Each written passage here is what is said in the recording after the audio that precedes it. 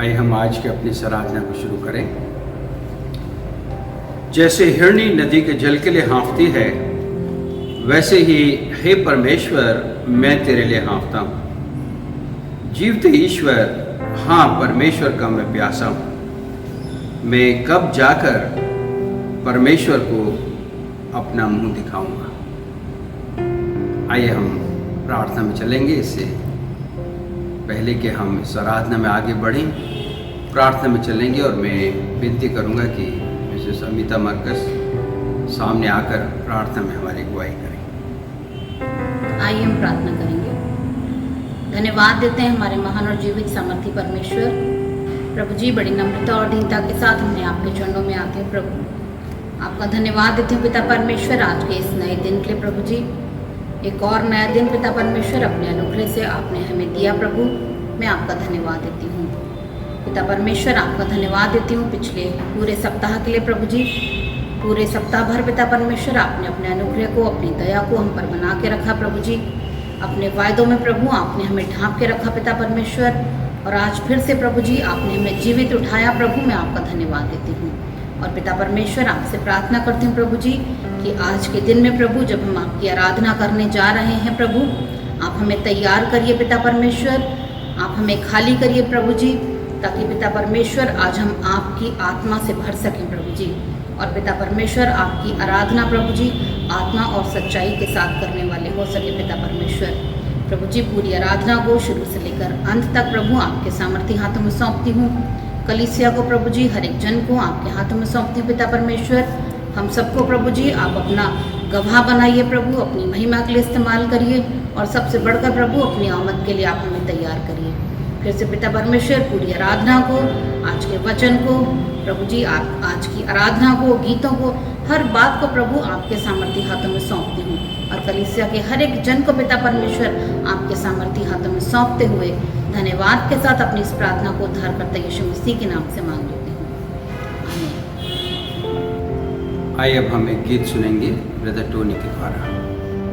सबको प्रभु के मीठे मधुर नाम में जय मसीह की। प्रभु का धन्यवाद करते हैं कि प्रभु ने पूरे महीने हमें संभाले रखा है, कि महीने का आखिरी संडे है और पूरे महीने परमेश्वर ने अपनी दया में हमें बनाए रखा है। इसके लिए प्रभु का धन्यवाद करते हैं। अभी समय होगा आराधना का, तो आइए मिलकर हम इस गीत को गाते हैं जो कि हम सभी को आता है। खुल जाएंगी किताबें जब भी हिसाब होगा। मिलकर ताली बजाकर परमेश्वर की महिमा करेंगे।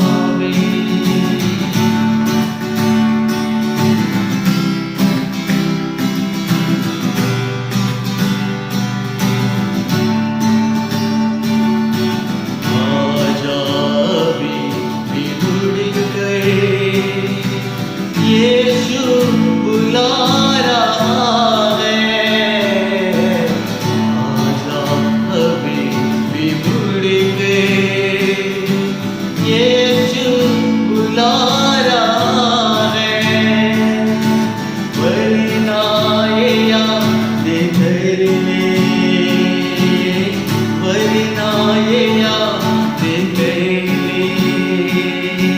तेरा ही नाश होगा। इंसाफ का राज यीशु के हाथे होगा। खुल जाएगी किताबें जब भी हिसाब होगा। इंसाफ का तराजू यीशु के हाथे होगा। खुल जाएगी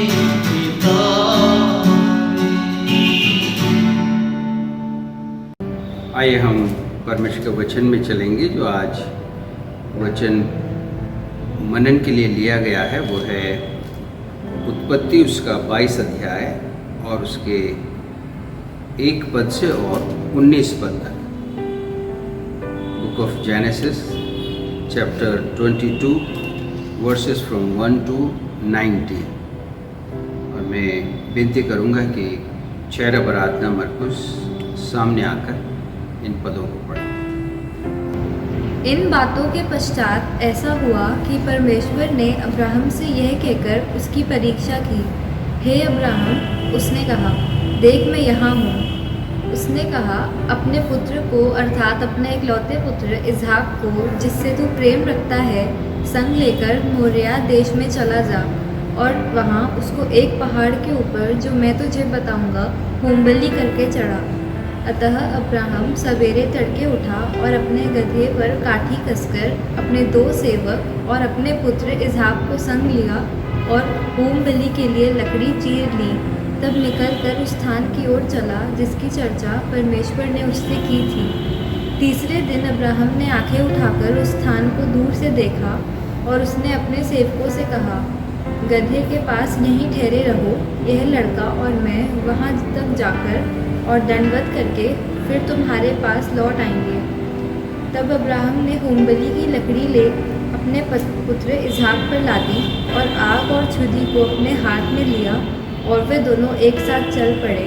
इसहाक ने अपने पिता अब्राहम से कहा, हे मेरे पिता। उसने कहा, हे मेरे पुत्र, क्या बात है? उसने कहा, देख, आग और लकड़ी तो है, पर होमबलि के लिए भेड़ कहाँ है? अब्राहम ने कहा, हे मेरे पुत्र, परमेश्वर होमबलि की भेड़ का उपाय आप ही करेगा। और वह दोनों संग संग आगे चलते गए। तब वह उस स्थान पर को जिसने परमेश्वर ने उसके बताया था पहुँचे। तब अब्राहम ने वहाँ वेदी बनाकर लकड़ी को चुन चुन कर रखा और अपने पुत्र इसहाक को बांधकर वेदी पर लकड़ी के ऊपर रख दिया। फिर अब्राहम ने हाथ बढ़ाकर छुरी को ले लिया कि अपने पुत्र को बलि करे। तब यहोवा के दूत ने स्वर्ग से उतरकर कहा, हे अब्राहम। उसने कहा, देख मैं यहाँ हूँ। उसने कहा, उस लड़के पर हाथ मत बढ़ा और ना उससे कुछ कर, क्योंकि तूने मुझसे अपने पुत्र वरन अपने इकलौते पुत्र को भी नहीं रख छोड़ा। इससे मैं अब जान गया हूँ कि तू परमेश्वर का भय मानता है। तब अब्राहम ने आंखें उठाई और क्या देखा कि उसके पीछे एक मेढ़ा अपने सींगों में से झाड़ी में फंसा हुआ है। अतः अब्राहम ने जाके उस मेढ़े को लिया और अपने पुत्र के स्थान पर उसे होम बलि करके चढ़ाया। अब्राहम ने उस स्थान का नाम यहोवा यिरे रखा। इसके अनुसार आज तक भी कहा जाता है कि यहोवा के पहाड़ पर उपाय किया जाएगा। फिर यहोवा के दूत ने दूसरी बार स्वर्ग से अब्राहम को पुकार के कहा, यहोवा की ये वाणी है कि मैं अपनी ही शपथ खाता हूँ कि तूने जो ये काम किया है कि अपने पुत्र वरन अपने इकलौते पुत्र को भी नहीं रख छोड़ा, इस कारण मैं निश्चय तुझे आशीष दूंगा और निश्चय तेरे वंश को आकाश के तारागण और समुद्र के तीर की बालू के किनकों के समान अनगिनत करूँगा और तेरा वंश अपने शत्रुओं के नगरों का अधिकारी होगा और पृथ्वी की सारी जातियाँ अपने को तेरे वंश के कारण धन्य मानेंगी, क्योंकि तूने मेरी बात मानी है। तब अब्राहम अपने सेवकों के पास लौट आया और वे सब बेरशेबा को संग संग गए और अब्राहम बेरशेबा में रहता रहा। परमेश्वर अपने वचन के पढ़े और सुने जाने पर आशीष दे। प्रिय अजीजों, आज का जो ये वचन मनन के लिए लिया गया है, उत्पत्ति उसका 22 अध्याय और उसके 1 पद से और 19 पद तक। यहाँ पर प्रिय अजीजों हम देखते हैं कि परमेश्वर अब्राहम से बात करते हैं और उन्हें बहुत ही कठिन जो अब्राहम के लिए था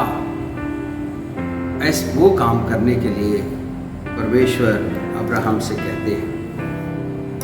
यहाँ पर जो हम देखते हैं मेरे प्रिय अजीजों ये कि अब्राहम परमेश्वर की आज्ञा को, परमेश्वर के वचनों को सुनने के लिए तत्पर रहता है और उसकी आज्ञा का पालन करता है। अभी इस सप्ताह में एक भाई मेरे पास आए जो कि अपने महीने का जो टाइल्स और ऑफरिंग्स हैं देने के लिए आए थे। तो इससे पहले कि वो जाएं, हम थोड़ी देर बैठ गए चर्च के अंदर और हम एक दूसरे से बात करने लगे, जो प्रेजेंट सिचुएशन है उस पर बातचीत करने लगे। और उस समय उन्होंने अपने जीवन का एक अनुभव शेयर किया और वो अनुभव ये था, उन्होंने कहा कि लोग कहते हैं कि परमेश्वर कहाँ बात करता है, परमेश्वर कैसे बात करता है, लेकिन मैंने अपने जीवन में देखा है, अनुभव किया है इन दिनों में कि परमेश्वर ने मुझसे अपने वचन के द्वारा बातें की। परमेश्वर ने जो वचन यहाँ से अर्थात रविवार की आराधना में ऑनलाइन शेयर किए जाते हैं, उन वचनों के द्वारा परमेश्वर ने बातचीत की है। बाइबल, परमेश्वर का वचन, उसको उन्होंने जब पढ़ा तो वही बातें जो उनके जीवन के लिए ज़रूरी थी परमेश्वर ने अपने वचन के द्वारा उनके सामने रखी। कहने का तात्पर्य ये है कि वो भाई पूरी तरह से आश्वस्त थे कि परमेश्वर जो जीवित परमेश्वर है, वो परमेश्वर हमसे बातचीत करता है। अगर हम उसकी बात को समझें, अगर हम उसकी बात को सुनने के लिए तैयार हो, अपने आप को तैयार करें, तो वो परमेश्वर हमसे बात करता है। और मैंने उनकी इस बात को सुन करके मेरे अजीजों उनसे अपने जीवन के भी अनुभव शेयर किए और मैंने बताया कि ये बिल्कुल सच बात है कि परमेश्वर हमसे बात करता है अपने वचन के द्वारा। मेरे अजीजों, यहाँ पर जैसे मैंने शुरू में भी बताया कि परमेश्वर अब्राहम से बातें करते हैं और उनको एक बहुत कठिन चुनौती देते हैं। उनको एक बहुत ही कठिन परिस्थिति में उनके विश्वास की परख यहाँ पर होती है। कठिन है परिस्थिति, लेकिन मेरे अजीजों जो अब्राहम है वो परमेश्वर की आवाज़ को सुनता है। अगर मैं 22 अध्याय उसके 1 और 1 से 3 पद को पढ़ूं तो यहाँ इस प्रकार से लिखा है, इन बातों के पश्चात ऐसा हुआ कि परमेश्वर ने अब्राहम से यह कहकर उसकी परीक्षा की, हे अब्राहम। उसने कहा, देख मैं यहाँ हूँ। उसने कहा, अपने पुत्र को अर्थात अपने इकलौते पुत्र इसहाक को जिससे तू प्रेम रखता है संग लेकर मोरिया देश में चला जा और वहाँ उसको एक पहाड़ के ऊपर जो मैं तुझे बताऊंगा होम बलि करके चढ़ा। मेरे प्रेजिजों, यहाँ पर परमेश्वर का वचन अब्राहम के पास आता है और अब्राहम से कहता है कि तू, हे अब्राहम, परमेश्वर आवाज़ देता है, हे अब्राहम, और अब्राहम कहता है कि हाँ परमेश्वर, देख मैं यहाँ हूँ। मेरे प्रेजिजो, अब्राहम परमेश्वर की आवाज़ को सुनने के लिए उसने अपने कानों को इतना अटेंटिव, अपने ध्यान को परमेश्वर की ओर लगाया है कि परमेश्वर मुझसे क्या बात करेगा। मेरे प्रेजिजो, अब्राहम परमेश्वर के द्वारा चुना हुआ व्यक्ति है और परमेश्वर की योजना को पूरा करने के लिए परमेश्वर ने चुना है। और इसीलिए वो इस बात को समझता है कि मेरा परमेश्वर, जीवित परमेश्वर कब मुझे आवाज़ देगा, कब मुझसे बात कर लेगा। इसलिए मुझे अपने ध्यान को परमेश्वर की ओर लगाना है। मेरे प्रेजिजो, यहाँ से हम इस बात को सीख सकते हैं कि क्या परमेश्वर की आवाज़ को सुनने के लिए हम अटेंटिव रहते हैं? क्या हम परमेश्वर की आवाज़ को सुनने के लिए चौकन्ने रहते हैं? परमेश्वर, मेरे प्रेजिजो, किसी भी वक्त हमसे बात कर सकता है। प्रेजिजो, जब परमेश्वर ने अब्राहम को आवाज़ लगाई और अब्राहम ने कहा, देख मैं यहाँ हूँ, परमेश्वर ने, मेरे प्रेजिजो, जब ये जान लिया कि अब्राहम पूरे चौकन्ना होकर के और अटेंटिव होकर के मेरी बात को वो सुन रहा है, और तब मेरे प्रेजिजो परमेश्वर अब्राहम से एक बात कहता है जो कि बहुत ही कठिन है, बहुत ही चिंता में डालने वाली अब्राहम के लिए वो बात है। दूसरे पद में इस प्रकार से लिखा है, परमेश्वर ने कहा, अपने पुत्र को अर्थात अपने इकलौते पुत्र इसहाक को जिससे तू प्रेम रखता है संग लेकर मोरिया देश में चला जा और वहाँ उसको एक पहाड़ के ऊपर जो मैं तुझे बताऊंगा होम बलि करके चढ़ा। मेरे प्रेजिजो, परमेश्वर अब्राहम से उस पुत्र को, इसहाक को, जो कि अब्राहम के बुढ़ापे में, जब अब्राहम 100 के आसपास था, अब्राहम की पत्नी सारा 90 के आसपास है, उस समय परमेश्वर ने अब्राहम और सारा को ये बेटा दिया। और अब जबकि अब अब्राहम का बेटा इसहाक करीब 10 या 11 वर्ष का है, तो परमेश्वर अब्राहम से कहता है कि तू अपने बेटे को उस पर्वत पर ले जा जहाँ मैं तुझे बताऊंगा, अर्थात मोरिया पर्वत, और वहाँ तो उसे होम बलि करके मेरे लिए चढ़ा दे। ये परमेश्वर के शब्द हैं मेरे प्रेजिजो अब्राहम के लिए।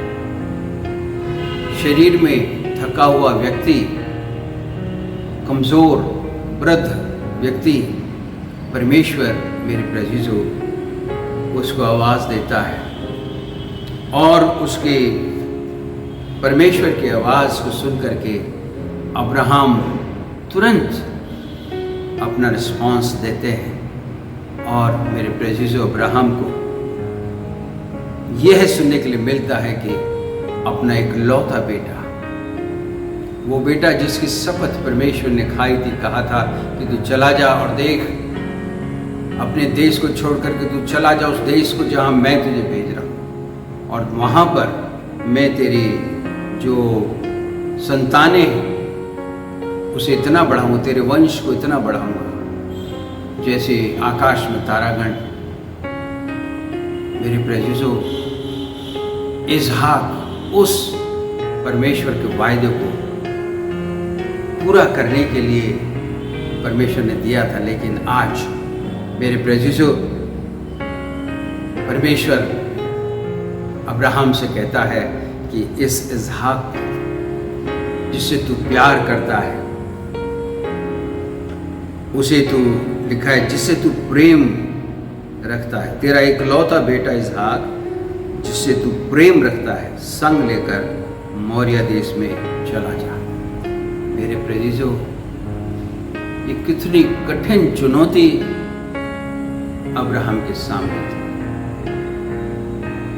शायद अब्राहम ये सोच रहा था मेरे प्रेजिजो उस समय कि मैं परमेश्वर के इस वचन को मानूं या अपने उस पुत्र को जो अभी इनोसेंट है, 10 या 11 वर्ष का है, उसे मैं परमेश्वर के लिए बलिदान कर दूं। इन दोनों बातों में मेरे प्रेजिजो अब्राहम जब उलझा हुआ है, उसने फैसला किया है परमेश्वर के वचन का पालन करना। मेरे प्रेजिजो, मेरे ख्याल से इतनी कठिन परिस्थिति आज कभी परमेश्वर ने हमारे सामने नहीं रखी और ना वो रखेगा, क्योंकि जो रेवलेशन है उस समय प्रोसेस में था जब अब्राहम से बात कही।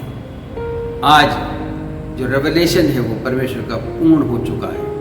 हमारे सामने वो कभी इतनी कठिन बात नहीं रखेगा, इतनी कठिन चुनौती नहीं रखेगा।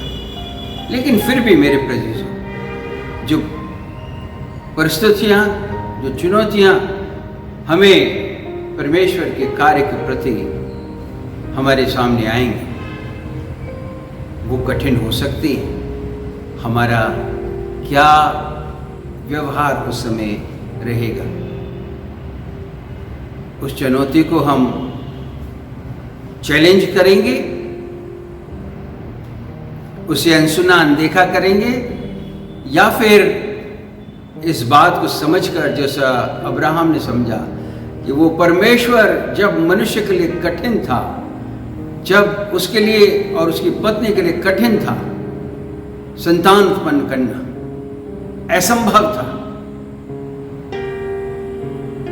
उस समय परमेश्वर ने उन्हें संतान दी। तो वो परमेश्वर अगर ऐसे समय में संतान दे सकता है, और अगर वो आज मुझसे मांग रहा है इस संतान को, और मैं अगर इस संतान को प्रभु के लिए दे देता हूँ, तो अवश्य मुझे इस संतान को वापस भी कर सकता है। ये उसका विश्वास था। और मेरे प्रेजिजो, इसीलिए वो परमेश्वर के वचन का पालन करता है। परमेश्वर निर्दयी नहीं है मेरे प्रेजिजो। हम कई बार इस यहाँ से परमेश्वर को निर्दयी के रूप में सोच सकते हैं, लेकिन ऐसा नहीं है मेरे प्रेजिजो। परमेश्वर निर्दयी नहीं है। परमेश्वर मेरे प्रेजिजो हमें कई बार आग में तपाता है, कठिन परिस्थिति डाल करके हमें अपने लिए एक चोखा सोना बनाना चाहता है, ताकि हम उसके महिमा के लिए अपने समाज में, अपने देश में, अपने परिवारों में उसकी महिमा के लिए हम काम आ सकें। इसीलिए मेरे प्रेजिजो, अब्राहम को इतनी कठिन चुनौती दी परमेश्वर ने, और अब्राहम उसके लिए तैयार हो जाता है। प्रेजिजो, आराधना मनुष्य के लिए ऐसा विषय है जिसमें मनुष्य अपने रचयिता अर्थात परमेश्वर के साथ बातचीत करता है और अपने आप को परमेश्वर के अधीन करता है, उसके वचन को पूरा करता है, पालन करता है। आराधना में जो आराधक है वो परमेश्वर की आज्ञा का पालन करता है, उसके वचन का पालन करता है। और यहाँ पर मेरे प्रेजिजो हम देखते हैं कि अब्राहम ने परमेश्वर की बहुत ही खूबसूरत आराधना की। उसने कहा, हे प्रभु देख मैं यहाँ। परमेश्वर की जो आवाज थी, वो जो शब्द थे वो कठोर थे, कठिन थे, लेकिन फिर भी मेरे प्रेजिजो उसने आराधना को मीनिंगफुल बनाने के लिए, आशीष में बनाने के लिए वो उस कठिन चुनौती को एक्सेप्ट करता है, परमेश्वर के वचन का 100% पालन करता है। मेरे प्रेजिजो, परमेश्वर की आराधना में परमेश्वर के वचन का पालन जरूरी है। परमेश्वर के वचन का पालन किए बगैर, उसकी आज्ञा का पालन किए बगैर हम परमेश्वर की आराधना नहीं कर सकते। परमेश्वर के वचन का पालन करने का मतलब है मेरे प्रियजनों, हम परमेश्वर को वो स्थान देते हैं अपने जीवन में जो सर्वोपरि हमारे लिए सबसे उत्तम है। ये परमेश्वर की पवित्र वाणी, जो परमेश्वर का पवित्र शास्त्र है, उसके अधीन हम अपने आप को करते हैं, उसका पालन करते हैं, उसकी आज्ञाओं का पालन करते हैं। मेरे प्रियजनों, ये एक सच्ची आराधना का, एक सच्ची आराधना में इस बात का होना बहुत जरूरी है। हमारा वचन का पालन करना बहुत जरूरी है। मेरे प्रियजनों, परमेश्वर का वचन हमें कई जगह हम इस बात को देखते हैं। पुराने नियम में देखें, परमेश्वर इस तरह से कहता था कि यदि तुम मेरे वचन का पालन करोगे, यदि तुम मेरी आज्ञा का पालन करोगे, तो जैसे मैं तुम्हारे पूर्वजों के साथ रहा, मैं तुम्हारे साथ भी रहूंगा।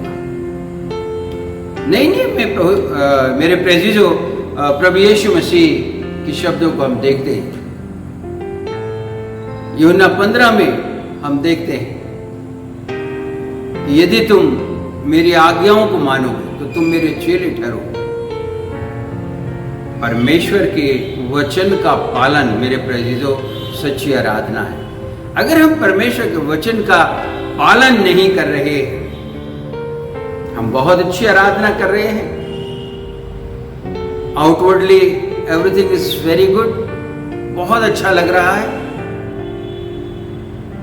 लेकिन अगर वचन का पालन हम नहीं कर रहे मेरे प्रियजनों, तो वो सच्ची आराधना नहीं है, मीनिंगफुल आराधना नहीं है, परमेश्वर को महिमा देने वाली आराधना नहीं है। इसलिए मेरे प्रियजनों, यहां से हम देखते हैं कि अब्राहम ने सच्ची आराधना की और परमेश्वर के वचन का पालन किया, जो कि कठिन था, बहुत मुश्किल था।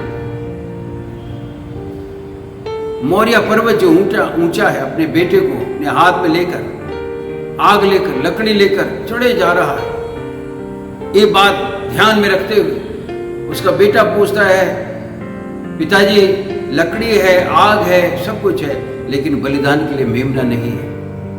विश्वास के साथ अपने बेटे से कहता है कि परमेश्वर उपाय करेगा। मेरे प्रियजनों, हम परमेश्वर के उपाय पर ध्यान रखते हुए अपने जीवन में परमेश्वर की आराधना करें, क्योंकि कठिन परिस्थिति में वो हमें रखेगा,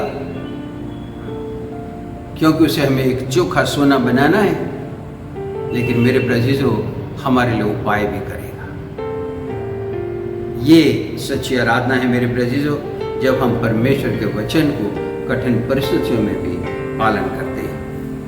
प्रियजनों, दूसरी बात जो हम यहाँ पर देखते हैं वो है आराधना में ही बलिदान पूर्ण भेंट। बलिदान, परमेश्वर की आराधना में जो सैक्रिफाइस है, जो बलिदान है, उस बात को मेरे प्रियजनों हम यहाँ पर देखते हैं। दूसरे पद में जो मैंने अभी पढ़ा था, लिखा है, उसने अर्थात परमेश्वर ने कहा अपने पुत्र को, अर्थात अपने इकलौते पुत्र इसहाक को, जिससे तू प्रेम रखता है, संग लेकर मौर्य देश में चला जा और वहां उसको एक पहाड़ के ऊपर, जो मैं तुझे बताऊंगा, होम बलि करके चढ़ा। मेरे प्रियजनों, प्रभु यीशु मसीह, परमेश्वर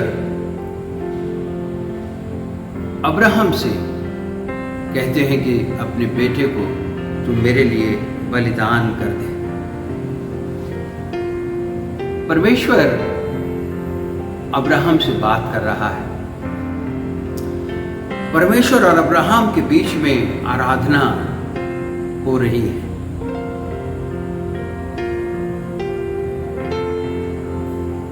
परमेश्वर है और उसका आराधक है अब्राहम। और परमेश्वर अपने आराधक से कहता है कि अपने बेटे को अपने हाथों से बलिदान कर दे मेरे लिए। मेरे प्रेजीजो, तीसरे पद में हम ऐसा पढ़ते हैं, अतः अब्राहम सवेरे तड़के उठा और अपने गदहे पर काठी कसकर अपने 2 सेवक और अपने पुत्र इसहाक को संग लिया और होमबलि के लिए लकड़ी चीर ली। तब निकलकर उस स्थान की ओर चला जिसकी चर्चा परमेश्वर ने उससे की थी। तीसरे दिन अब्राहम ने आंखें उठाकर उस स्थान को दूर से देखा और उसने अपने सेवकों से कहा, गधे के पास यहीं ठहरे रहो, यह लड़का और मैं वहां तक जाकर और दंडवत करके फिर तुम्हारे पास लौट आएंगे।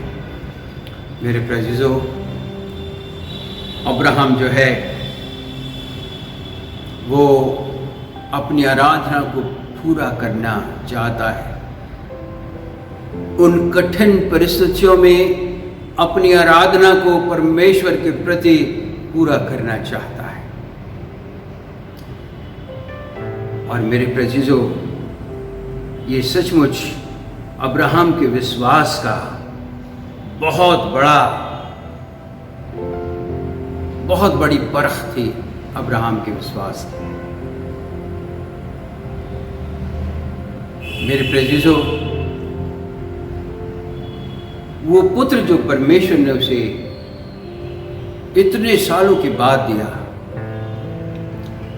वही पुत्र परमेश्वर के द्वारा बलिदान के लिए कहा जा रहा है। अब्राहम का विश्वास वहां था। मेरे प्रेजीजो, शायद अब्राहम की जगह कोई और होता तो जरूर उसे ये कहता कि हे परमेश्वर, आज तक तो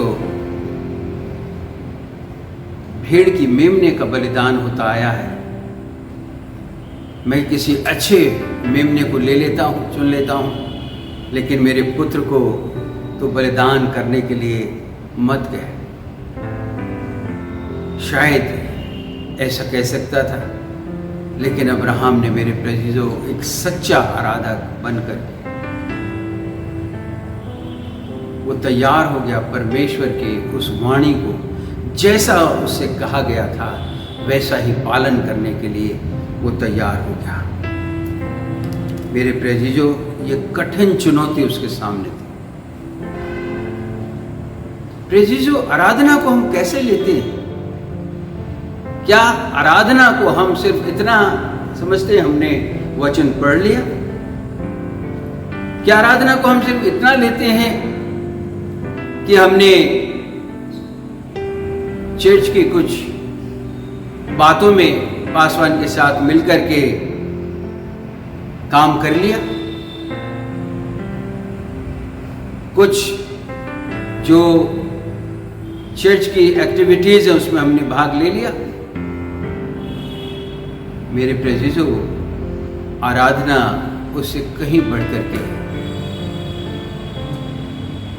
आराधना आपसे एक सच्चा बलिदान मांग सकती है। मेरे प्रेजीजो, कठिन परिस्थिति में अब जो आराधना है वो आपको ऐसे हालात में रख सकती है जहां पर आपको शायद कठिन, बहुत कठिन लगे। क्या हम सच्ची आराधना के लिए तैयार हैं? क्या हम परमेश्वर की सच्ची आराधना करना चाहते हैं? अब्राहम तैयार था। मेरे प्रेजीजो, अब्राहम ने अपने विश्वास को स्थिर किया था। वो जानता था कि मैं उस परमेश्वर की आराधना कर रहा हूँ जो पूरे ब्रह्मांड का रचयिता है, जमीन और आसमान का बनाने वाला परमेश्वर है। उसने समुद्र को, लाल समुद्र को 2 भागों में बांट दिया। उसने बड़े बड़े काम किए, वो बड़े बड़े काम जो इंसान की आंखों ने कभी देखे नहीं थे, चित्त पर चढ़े नहीं थे, वो बड़े बड़े काम अब्राहम ने देखे। और इसीलिए मेरे प्रेजिजो, वो अपने विश्वास को स्थिर करके परमेश्वर की आराधना हर हालात में, हर कठिन चुनौती में पूरा करते हैं। मेरे प्रेजिजो, मुझे याद आ रहा है कि जब मैं अपना बैचलर ऑफ डिविनिटी की पढ़ाई कर रहा था प्रेस्बिटेरियन थियोलॉजिकल सेमिनरी देहरादून में, और जो art of pulpit hermeneutics subject, उसमें हमारा एक टेस्ट था, सभी स्टूडेंट्स का एक टेस्ट था, एक टेक्स्ट दिया गया था, उस टेक्स्ट पर प्रचार करना था। और पूरी क्लास के स्टूडेंट्स और जो हमारे टीचर उस समय डॉक्टर मोहन चाको जो प्रिंसिपल भी थे उस समय, उन्होंने टेक्स्ट दिए हमको और मुझे यही टेक्स्ट मिला था और मैं इस टेक्स्ट पर प्रचार कर रहा था।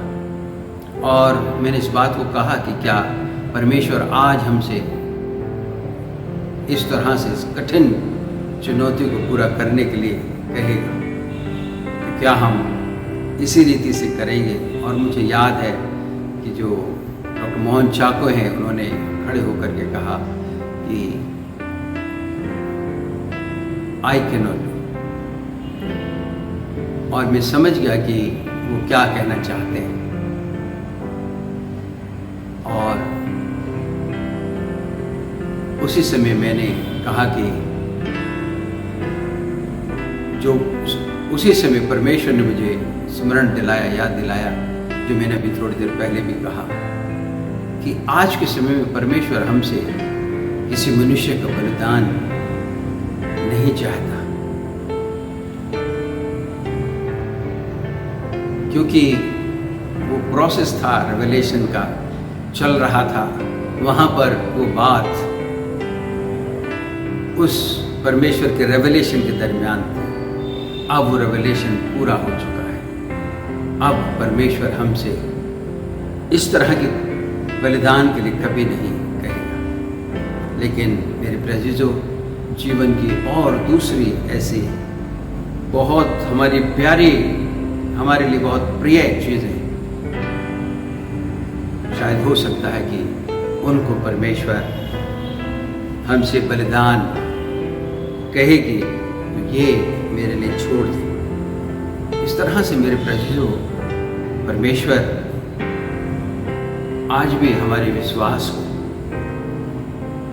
अपनी कसौटी पर कस सकता है। हमें अपनी महिमा के लिए एक मजबूत स्तंभ बनाने के लिए, हमें एक चोखा सोना बनाने के लिए, और हमें एक ऐसा इंसान बनाने के लिए जो दूसरों के काम आए, जो दूसरों के हित में कार्य कर सके, जो दूसरों के लिए सोच सके, जो अपने परमेश्वर की महिमा हर परिस्थिति, हर हालात में कर सके। मेरे प्रेजिजो, क्या हम तैयार हैं? परमेश्वर जब हमारे विश्वास को अपनी कसौटी पर कसे तो क्या हम तैयार हैं उस कसौटी पर खरा उतरने के लिए? ये मेरे प्रेजिजो हमारे जीवन में बहुत महत्वपूर्ण बात है कि क्या हम परमेश्वर के सन्मुख, परमेश्वर के वचन का पालन करने के लिए, परमेश्वर के सन्मुख एक मीनिंगफुल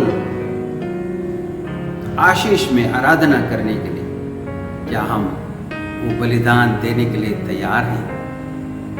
मेरे प्रेजिजो, परमेश्वर हमसे ऐसी ही आराधना चाहता है जहाँ पर हम अपने सोच विचार को शून्य कर दें और परमेश्वर की सोच में होकर के सोचें। परमेश्वर का जो हमारे लिए तैयार किया हुआ रास्ता है, परमेश्वर के द्वारा हमारे लिए तैयार की गई योजना है, उसमें हम आकर के सोचें और कठिन परिस्थिति में भी परमेश्वर की महिमा करें। प्रिय यीशु, जो तीसरी बात हम यहाँ पर देखते वो है, जब अब्राहम परमेश्वर की आराधना करने के लिए अपने आप को पूरी रीति से परमेश्वर के वचन के अधीन कर देता है, उसके वचन का पालन करता है कठिन परिस्थितियों में भी, और परमेश्वर की आराधना को एक मीनिंगफुल आराधना बनाता है, परमेश्वर की आज्ञा के एक एक अंश को पूरा करके अब्राहम परमेश्वर के सन्मुख अपनी आराधना को पूरा करता है। मेरे प्रिय जीजो, अब्राहम अब परमेश्वर की अगुवाई पाता है। अगर आप 11 से और 14 पद तक देखें, यहाँ लिखा है, तब परमेश्वर के दूत ने स्वर्ग से उसको पुकार कर कहा, हे अब्राहम, हे अब्राहम। उसने कहा, देख मैं यहाँ हूं। उसने कहा, उस लड़के पर हाथ मत बढ़ा और न उससे कुछ कर, क्योंकि तूने जो मुझसे अपने पुत्र वरन अपने इकलौते पुत्र को भी नहीं रख छोड़ा, इससे मैं अब जान गया कि तू परमेश्वर का भय मानता है। मेरे प्रियजनों, उसी तरह से जब परमेश्वर ने पहले पद में आवाज दी अब्राहम को, कहा, हे अब्राहम। अब्राहम कहता है, देख मैं यहाँ हूं। उसी तरह से हम यहाँ देखते 11वें पद में कि परमेश्वर फिर उसको आवाज देता है कि हे अब्राहम, हे अब्राहम। 2 बार परमेश्वर कहता है और अब्राहम कहता है, देख मैं यहाँ हूं। वही सेम उत्तर जो पहले था, वही आवाज, वही उत्तर। मेरे प्रियजनों, परमेश्वर के प्रति जो आज्ञा पालन है उसमें जरा भी, जबकि परमेश्वर ने ऐसी कठिन चुनौती उसके सामने रखी है, ऐसी कठिन परिस्थिति उसके सामने रखी है, लेकिन अब्राहम की आवाज में आप जरा भी शक नहीं देख सकते, उसकी आज्ञा पालन में जरा भी, थोड़ा भी कोई डाउट नहीं देखते। वो कहता, देख मैं यहां हूं। और तब मेरे प्रियजनों, परमेश्वर उसकी अगुवाई करते हैं, कहते हैं, उस लड़के पर अर्थात इसहाक पर हाथ मत बढ़ा और न उससे कुछ कर, क्योंकि तूने जो मुझसे अपने पुत्र वरन अपने इकलौते पुत्र को भी नहीं रख छोड़ा, इससे मैं अब जान गया हूं कि तू परमेश्वर का भय मानता है। मेरे प्रियजनों, क्या अब्राहम परमेश्वर के प्रति इस प्रकार से अपने आदर को और आज्ञा पालन को रखेगा? क्या परमेश्वर नहीं जानता? जानता था। भजन संहिता 139 में किंग डेविड कहते हैं कि मेरी जुबान पर कोई शब्द आने से पहले, हे प्रभु तू जानता है। मैं जब मेरी माँ के गर्भ में रचा जाता था तब से तू मुझे जानता है। वो परमेश्वर जो अंतर्यामी है, सर्वज्ञानी है, सर्वव्यापक है, सर्वोपस्थित है, सर्वशक्तिमान है, सब कुछ उसके द्वारा उत्पन्न हुआ, कुछ भी उसके बगैर उत्पन्न नहीं हुआ। He is the creator of everything. क्या वो अब्राहम के मन को जानता नहीं था? वो जानता था। अब्राहम परमेश्वर की आज्ञा का पालन करके परमेश्वर की वो उम्दा आराधना करेगा, परमेश्वर जानता था। तो फिर हम ये कह सकते हैं, बहुत से लोग कहेंगे कि आखिर क्यों परमेश्वर ने इस तरह से अब्राहम के सामने कठिन परिस्थिति रखी।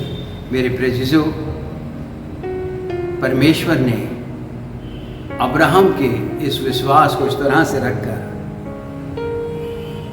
उसको कसौटी पर कसकर वो हजारों करोड़ों अरबों खरबों उसके बाद आने वाले लोग सब इस बात को जाने।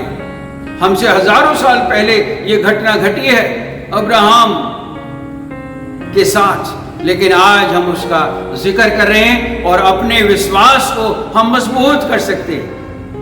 हम देख सकते हैं कि कैसे परमेश्वर हमें कठिन परिस्थितियों में हमारे लिए उपाय कर देगा।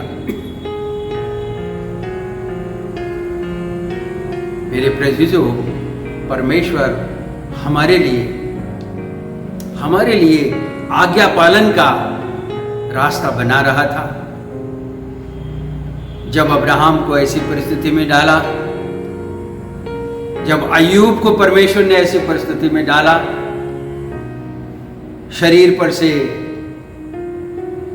खाल भी गल करके गिरने लगी थी, लेकिन उसने अपने विश्वास को बनाए रखा। मेरे प्रियो, ये उदाहरण इसलिए हैं हमारे लिए, ये वो परमेश्वर का प्रोसेस था रेवलेशन का, जिसमें वो आने वाले इंसानों के लिए जब तक प्रभु का द्वितीय आगमन ना हो तब तक इंसान के सामने एक ऐसी अपने उस समय के लोगों के साथ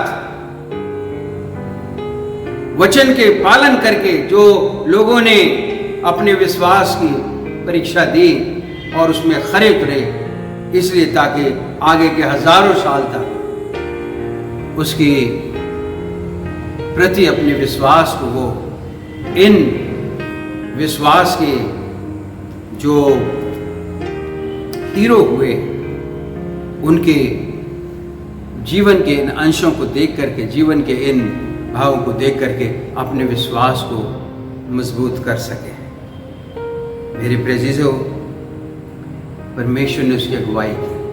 अगर हमारी आराधना परमेश्वर के प्रति बलिदान पूर्वक है, पूर्ण है, यदि हमारी आराधना परमेश्वर के वचन को पूरा करने के लिए है, आज्ञा पालन के लिए, वचन के पालन के लिए है, मेरे प्रियो, परमेश्वर हमें रास्ता दिखाएगा उस कठिन परिस्थिति में आगे बढ़ने के लिए जो हमारे सामने है। प्रियो, जो चौथी बात हम यहाँ पर देखते हैं वो है जब परमेश्वर के प्रति अब्राहम की जो आराधना है वो वचन का पालन करके कठिन बलिदान देकर जब अब्राहम ने परमेश्वर की आज्ञा का पालन किया तो हमने देखा परमेश्वर ने उसकी अगुवाई की। उसके लिए आगे अगर हम 15वें पद को देखें, वहां लिखा, फिर परमेश्वर के दूत ने दूसरी बार स्वर्ग से अब्राहम को पुकार कर कहा, अब्राहम, यहोवा की ये वाणी है कि मैं अपनी ही ये शपथ खाता हूं कि तूने ये काम किया है कि अपने पुत्र वरन अपने इकलौते पुत्र को भी नहीं रख छोड़ा। इस कारण मैं निश्चय तुझे आशीष दूंगा और तू निश्चय तेरे वंश को अधिक और तारागण के समुद्र की तीर की बालू के किनकों के समान अनगणित करूंगा और तेरा वंश अपने शत्रुओं के नगरों का अधिकारी होगा और पृथ्वी की सारी जातियां अपने को तेरे वंश के कारण धन्य मानेंगी क्योंकि तूने मेरी बात मानी है। मेरे प्रियो, क्योंकि अब्राहम ने परमेश्वर की बात मानी, जो परमेश्वर ने कहा अब्राहम ने उस बात को माना और इसीलिए मेरे प्रियो, परमेश्वर उसको अभी तक की जो आशीष थी वो ये थी कि उसके पास अपनी पत्नी सारा से जन्मा हुआ बेटा होगा इसहाक। लेकिन जब परमेश्वर की दी हुई उस बड़ी नेमत को, उस बड़ी आशीष को उसने परमेश्वर के हवाले कर दिया, एक शंका, एक शब्द उसके मुख से नहीं निकला। उसने हंसते हंसते परमेश्वर के द्वारा दी गई आशीषों को परमेश्वर के सन्मुख बलिदान करने के लिए दे दिया, परमेश्वर ने मेरे प्रेज़िज़ों उसकी आशीषों को कहीं अधिक बढ़ा दिया। यहाँ पर लिखा है, इस कारण मैं निश्चित तुझे आशीष दूंगा और तेरे वंश को आकाश के तारागण और समुद्र के तीर की बालू के किनकों के समान अनगिनत करूंगा और तेरा वंश अपने शत्रुओं के नगरों का अधिकारी होगा और पृथ्वी की सारी जातियां अपने को तेरे वंश के कारण धन्य मानेंगी, क्योंकि तू ने मेरी बात मानी है। मेरे प्रेज़िज़ों, क्योंकि अब्राहम ने परमेश्वर की बात मानी, इसलिए परमेश्वर कहता है कि पृथ्वी की सारी जातियां अपने को तेरे वंश के कारण धन्य मानेंगी। मेरे प्रेज़िज़ों, आज पूरे संसार में जो अब्राहम का वंश है, इसहाक के द्वारा जो वंश आगे बढ़ा, मेरे प्रेज़िज़ों, आज दुनिया में सबसे ज़्यादा गिनती में पाए जाते हैं। और मेरे प्रेज़िज़ों,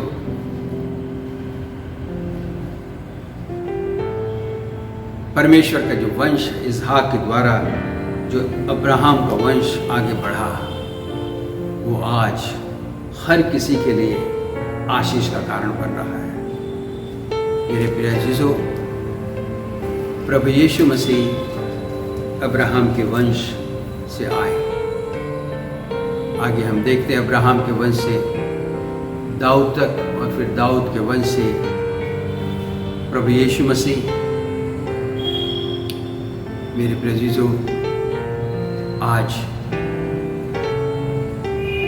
पूरे संसार में परमेश्वर की द्वारा दी गई वो आशीष, परमेश्वर की ने जो आशीष दी अब्राहम को और उसके वंश को, वो वंश इतना फलता हुआ फूलता हुआ चला गया। मेरे प्रेज़िज़ों, इज़राइल जो एक छोटा सा देश है, ये उसी वंश का टुकड़ा है, उसी वंश से है। मेरे प्रेज़िज़ों, आज की सच्चाई ये है, पृथ्वी के ऊपर, इस ग्लोब पर इज़राइल की टेक्नोलॉजी के, इज़राइल के जो ब्रेन है उसके कायल है लोग। क्यों? क्योंकि परमेश्वर ने उसको आशीष दी है। लिखा है, तेरे वंश के कारण वो अपने आप को धन्य मानेंगे। मेरे प्रेज़िज़ों, आज जब मैं कलीसिया से बात कर रहा हूँ, तो कलीसिया, मेरे प्रेज़िज़ों, ये वही वंश है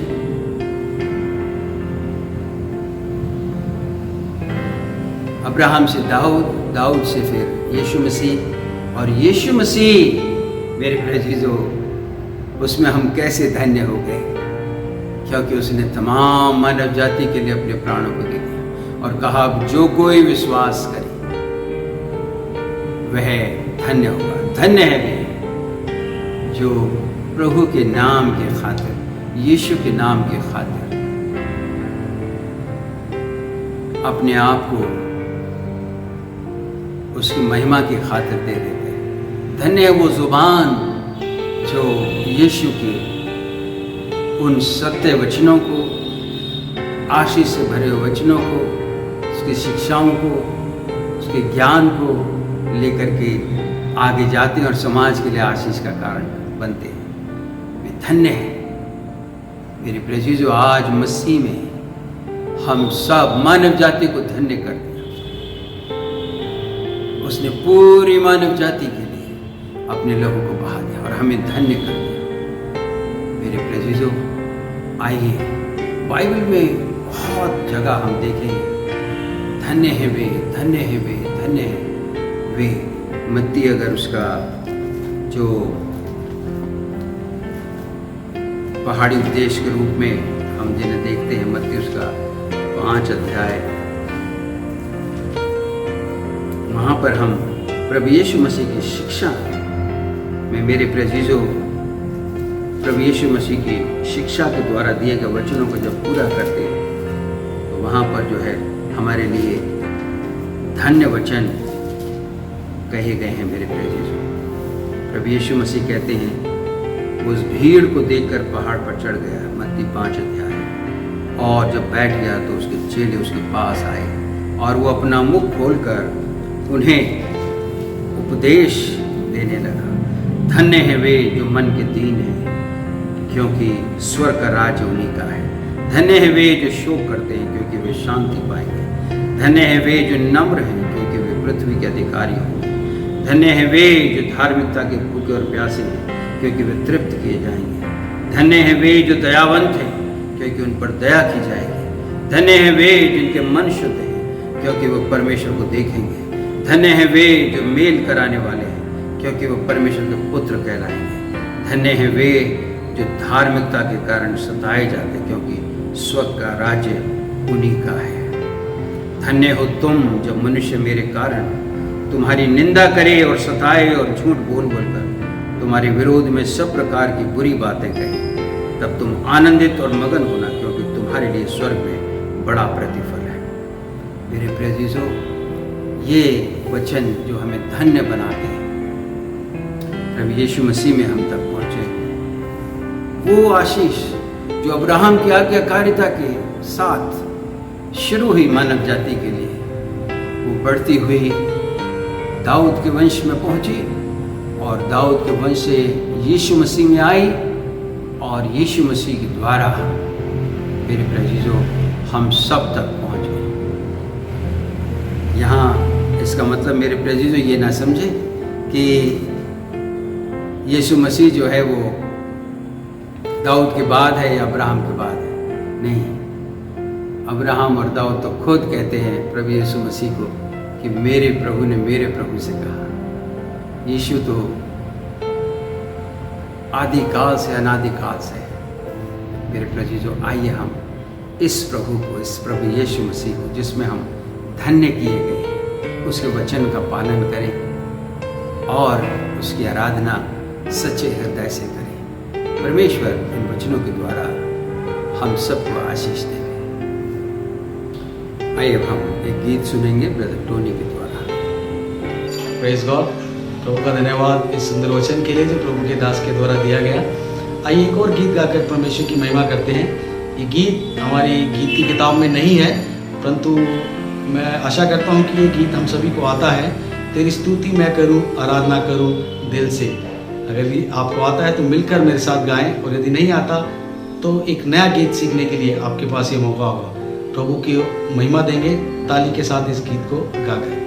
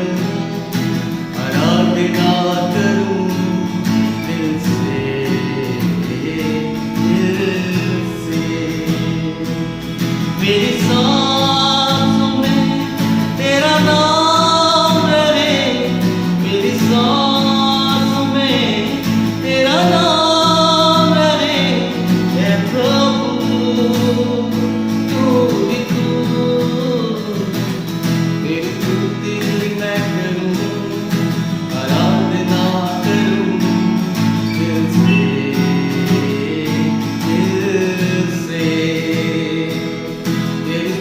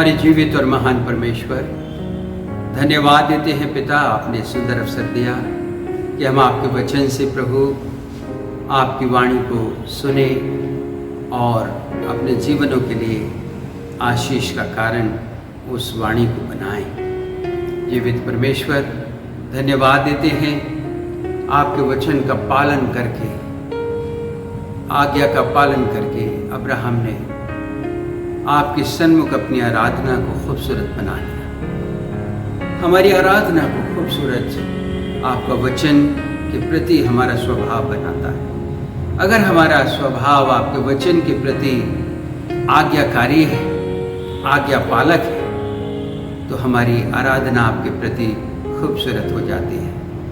कठिन परिस्थिति में भी अब्राहम ने आपकी आज्ञा का पालन किया, इसलिए प्रभु आपने उसकी अगुवाई की, आपने उसकी ज़रूरत को पूरा किया। जीवित परमेश्वर, धन्यवाद देते हैं। आपकी आराधना कितना सुंदर विषय है और कितनी सुंदर आशीषों से भरी हुई है पिता आपकी आराधना।